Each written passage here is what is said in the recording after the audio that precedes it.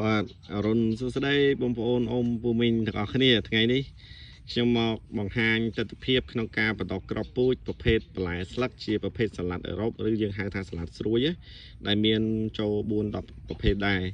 ហើយយើងប្រើប្រភេទលបាយដីបដោះសរីរាង្គដែលជាផលិតផលខាងរៀនដាំខ្ញុំផ្ទាល់តែម្ដងសំខាន់គឺការបដោះគឺមានភាពងាយមែនតើបងប្អូនបើសិនជាបងប្អូនអត់មានអីត្រូវការលាយលបាយដីអីពិបាកស្មុគស្មាញខ្លួនឯងទេបងប្អូនអាចទិញពីខាងយើងហើយខ្ញុំចង់ចែករំលែកខ្លះក្នុងទស្សនវិជ្ជាដែលបដោះដែលយើងប្រើលបាយដីបដោះនេះផលិតផលនៅខាងមុខបងប្អូននេះគឺជាលបាយដីបដោះសម្រាប់បដោះបានប្រភេទដំណាំគ្រប់ប្រភេទសឹងតែគ្រប់មុខហើយបាទយើងអាចចាក់ដីនឹងយកទៅដល់នេះជាលបាយដីបងប្អូននេះខ្ញុំកើបចេញពីសបេមិញដើម្បីបង្ហាញបងប្អូនដីបដោះនេះខ្ញុំធ្វើសម្រាប់សម្រាំងមែនតើដែលជារូបមន្តខាងខ្ញុំផ្ទាល់តែម្ដងដីនេះវាទៅសោះល្អបាទអត់មាននិយាយទៅវាយើងមកមើលនៃលបាយដីនេះគឺទៅសោះហើយសំខាន់យើងបដោះទៅគឺគុណភាពនៃការដោះនៃដំណាំនៅក្នុងនេះមានលបាយជីវជាតិបានគ្រប់គ្រាន់ទៅលើដំណាំទូទៅមិនថាត្រប់ពេញប៉ោះម្ទេសបងប្អូនអាចយកទៅបដោះបានហើយនេះគឺជាការតេស្តមិនមែនជាលើកទី1ទេគ្រាន់តែឥឡូវនេះខ្ញុំឆ្លៀតពេលថតជូនបងប្អូននេះគឺកន្លែងរងដែលខ្ញុំបដោះកូនដំណាំលក់ជូនបងប្អូនរាល់ថ្ងៃហ្នឹងបាទអញ្ចឹងការបដោះគឺគ្រាន់តែបងប្អូនហែកដីពីសបកបេចាក់ដាក់នៅក្នុងកញ្ច្រែងនេះក៏បានដែរបងប្អូនមកមើលនេះពេលដីនេះវាដោះល្អមែនតើបងប្អូនគឺវាចាប់រឹសមកបែបតសោះឡើងល្អមែនតើនៅដល់ខាងក្រោមទៀតបងប្អូនបាទអញ្ចឹងតម្រង់នេះគឺតម្រង់នៃកូនដំណាំយើងគឺល្អមែនតើបងប្អូនសំខាន់ដីនេះយើងអត់មានរោគអត់មានបដោះទៅរលួយកូនដំណាំកូននេះទេបងប្អូនមើលជាក់ស្ដែងនៅលើនេះហើយដោយសារតែយើងប្រើតិចនិចខ្លះក្នុងការសាបព្រោះកូនដំណាំយើងត្រូវតែមានប្រភេទដី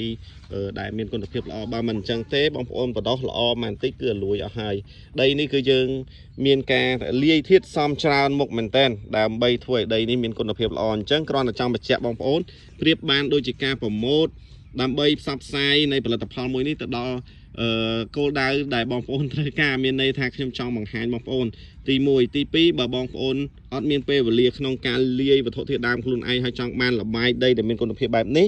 បងប្អូនអាចធ្វើការកម្មង់បានដោយសារខ្ញុំឥឡូវនេះខ្ញុំមានប្រូម៉ូសិនបន្តពីចូលឆ្នាំខ្មែរដោយសារមានបងប្អូនអតិថិជនចាស់អតិថិជនថ្មីគាត់ឲ្យខ្ញុំសូមឲ្យធ្វើប្រូម៉ូសិនបន្តទៀតដោយសារចូលឆ្នាំអីអញ្ចឹងគាត់អត់បានទិញអីអញ្ចឹងទៅអញ្ចឹងដោយសារតែខ្ញុំបានស្តុកនៅអីវ៉ាន់ច្រើននៅក្នុងឃ្លាំងដែរជាវត្ថុធាតុដើមអញ្ចឹងខ្ញុំនៅធ្វើប្រូម៉ូសិនជូនគាត់បាទសម្រាប់ដីបដោះដីដាំនៅជីកបោះគោកមានប្រូម៉ូសិន 10B ថែម 2B មួយតោនថែមជូនបាន 10B បងប្អូនពិសេសពិសាលមែនតើហើយសម្រាប់ក្នុងຂະຫນាត B នេះគឺ20គីឡូបងប្អូនចង់ដឹងតម្លៃច្បាស់ជាក់លាក់ឬបងប្អូនត្រូវការទិញបងប្អូនអាចឆាតចូលនៅក្នុង Telegram ខ្ញុំឬ Page មកបងប្អូនបាទហ្នឹងហើយអញ្ចឹងសម្រាប់ការបដោះនេះគឺស្រួលមែនតើបងប្អូននេះបាទដីនេះយើងអាចដាក់យកមកបដោះក្របពូជយើងឲ្យបងប្អូនមើលតម្រង់បាទអានេះសាឡាត់អ៊ីតាលីអានេះ Butterhead បាទ Iceberg បាទ Green Cross បាទនេះបងប្អូនមើលនេះបាទហើយខ្ញុំដកមកមិញនេះបងប្អូនមើលរឹសវានេះបាទរឹសហើយវាចាប់ហ៎បងប្អូនណារឹសសាឡាត់គឺល្អមែនតើបងប្អូនឃើញតម្រង់ហើយវាអត់មានរលួយអីទេហើយក្របពូជអានេះ Iceberg ពណ៌ស្វាយបងប្អូនបាទ Iceberg ពណ៌ស្វាយបងប្អូននេះបាទអញ្ចឹងបងប្អូនដែលគាត់ដាំនៅក្រៀនហាវឬលក្ខណៈជាលក្ខណៈគ្រួសារបងប្អូនត្រូវការប្រភេទដីបដោះបែបនេះអាចធ្វើការកម្មង់បានមិនត្រឹមតែយើងយកមកដាក់ផ្សំបែបហ្នឹងឯងបងប្អូនអាចយកលបាយដីហ្នឹងលាយជាមួយអង្កាមស្រស់បន្ថែមតិចតួចឬប្រភេទដីមុខលើតិចតួចទៀតដើម្បីយកមកប្របែក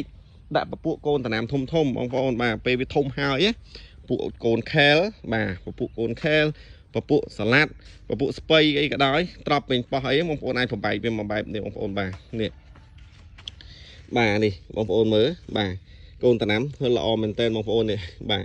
ធំលូតលាស់ល្អមែនតើហើយមានកូនដំណាំផ្សេងទៀតបងប្អូនបាទនេះបាទទៅពាំងប្រាំងបងប្អូនមើលទៅពាំងប្រាំងនេះបាទអញ្ចឹងបើបងប្អូនត្រូវការកុំភ្លេចធ្វើការខំហងបានបងប្អូនបាទខ្ញុំថតតិចជូនបងប្អូនអំពុំមីងទស្សនាកំសាន្តលេងណាបងប្អូនបាទចិត្តបានលក់អីកូនខែលនេះបាទខែលចិត្តបានលក់ហើយហ្នឹងហើយអញ្ចឹងវីដេអូនេះខ្ញុំមានតែប៉ុណ្្នឹងទេសិនជាបងប្អូនមានតម្រូវការអីអាចធ្វើការកំហងបានហ្នឹងហើយអរគុណច្រើន